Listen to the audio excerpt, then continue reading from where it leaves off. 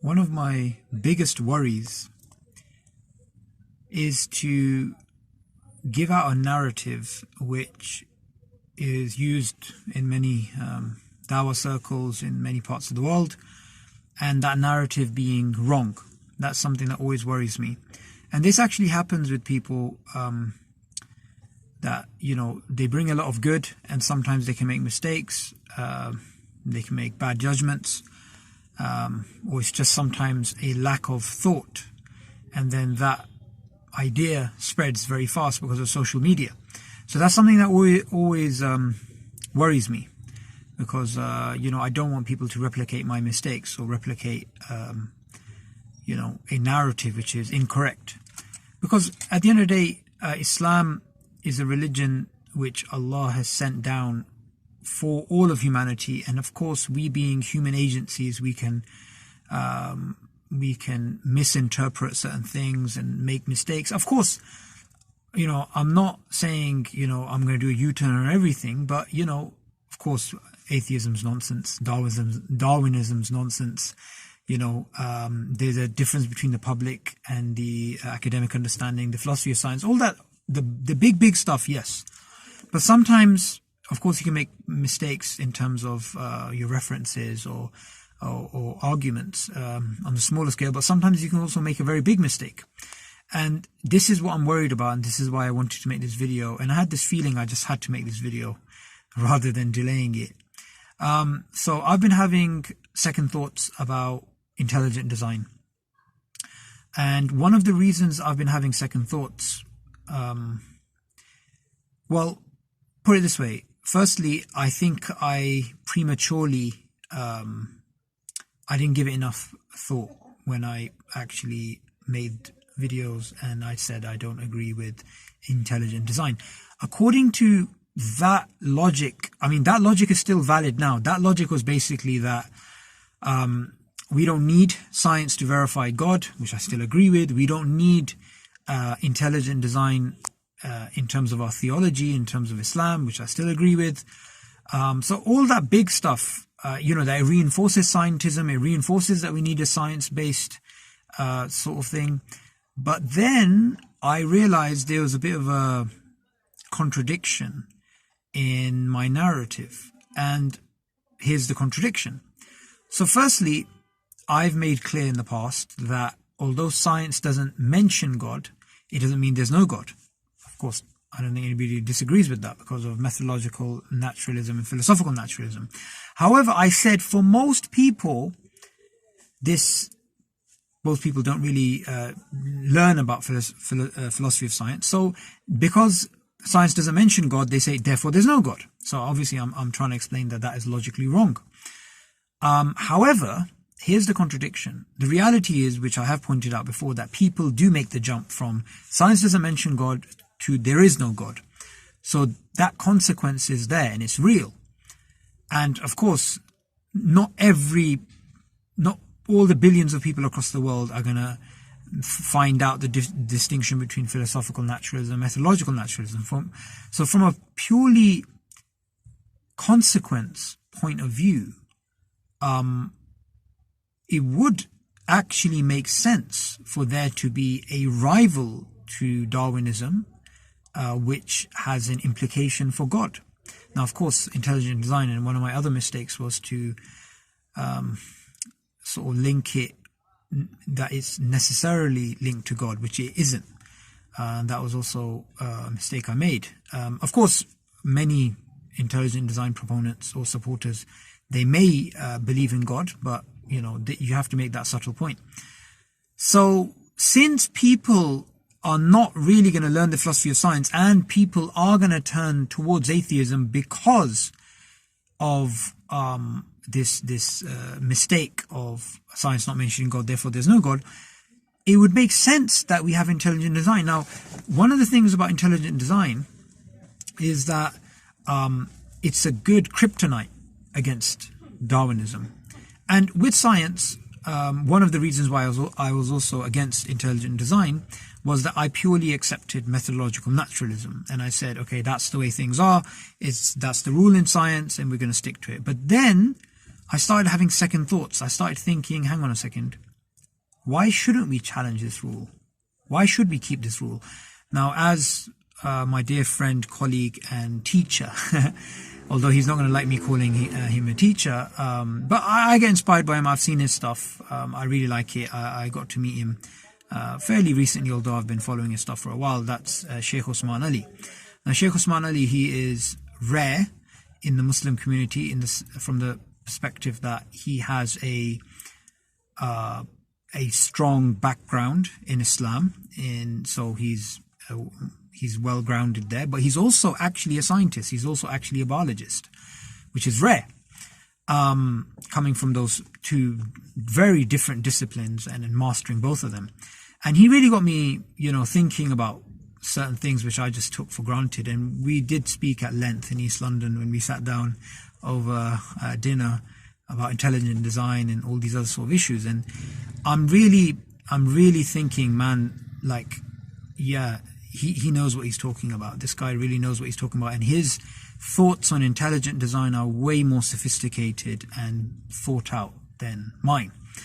And he is somebody who I think, I think when he puts out a certain video, a certain idea, I think because he's obviously, this is his field, he's really thought about it. So with intelligent design, what I want to do, I'm not saying I'm fully ID now.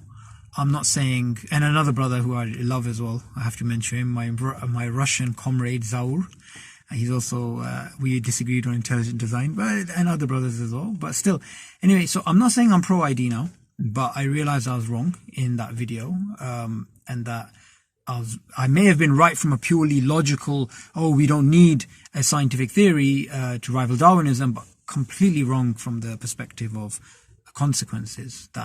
And that's obviously important because, in fact, that makes it illogical. Because if you just want to do abstract thinking, then of course, but it has real life consequences. Darwinism, as a naturalistic theory, methodological naturalism, has real life consequences. So it's a bit illogical it's very illogical to just ignore that and just look at it conceptually and say, we don't really need it. So anyway, what I want to do is, like I started off, if you see me doing something you disagree with, then please correct me. I'm a human being. I can make mistakes. I don't want people to replicate my mistakes. I want people to, at the end of the day, we want people to become Muslim. And for people to become Muslim, it doesn't matter. It doesn't matter at all whether the arguments that we are using,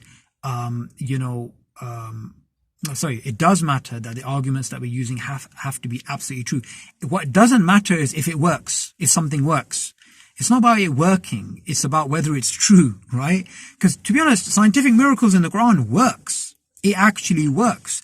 Majority of people, they don't know about this argument being wrong from the Quranic perspective and philosophy of science perspective. So I could literally, here in Pakistan or back in the UK on the streets, just use scientific miracles in the Quran and it will work. But it is wrong, and we're going to stand before God on the Day of Judgment, before Allah on the Day of Judgment, and we're going to be questioned for this. So we don't want to use something that's wrong. So what I want to do is I want to play, I'm going to embed it after this video, the video of Usman speaking about intelligent design, and just leave it up to you guys. Just make your own minds. Don't listen to me. I'm confused, to be honest, about ID. I'm very strongly inclined, that definitely my position before, I was not correct. But what should I just go full ID and use ID and actually use that in debates as well, which I was thinking about? What do I do? I'm not sure, to be honest. I'm really not sure. And about methodological naturalism, I'm not sure. But I'm definitely more inclined that there is something to ID as a kryptonite to the delusion of Darwinism. Anyway, sorry for this video. It's going to be long because it's my rant right now in the car. And by the way, you may be thinking, man, I was using such nice cameras, and I was filming on the roof with the rooster, and, what am I doing now in this car? Well, I've been traveling, as you know, I'm back in Islamabad. But you just have to make videos and keep things updated. You can't always rely on having all your DSLR kit and, editing and whatnot. And yeah, just do what you can. So anyway, I hope you enjoy the clip, and please leave your comments below. And obviously this video is more directed towards Muslims, but for any non-Muslims who are watching, or any atheists as well, I look forward to your comments as well.